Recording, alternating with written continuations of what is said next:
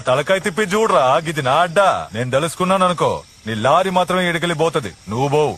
మీకు పైసలకి పంచేనికి విశ్వాసంతో పంచేనికి తేడా తెలియట్లా. ఓహో, నన్ను శాంపుల్ చూపించమంటావా?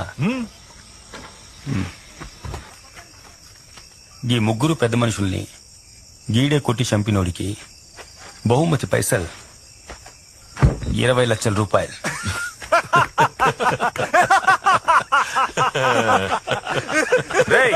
యాడికొచ్చి ఏం మాట్లాడుతున్నావు? అన్నకాడ పైసల కోసం ఉన్నాను అనుకున్నావా? ఎన్ని సంవత్సరాలుగా ఉంటున్నానో తెలుసా? 30 లక్షల రూపాయలు. 30 లక్షలు ఇస్తే ఆయన మా అన్నరా?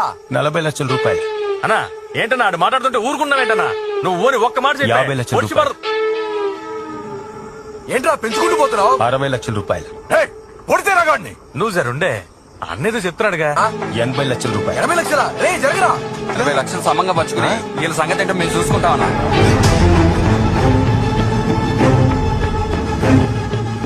ఇప్పుడు సమజైందా పైసలకి విశ్వాసానికి తేడా ఏందో?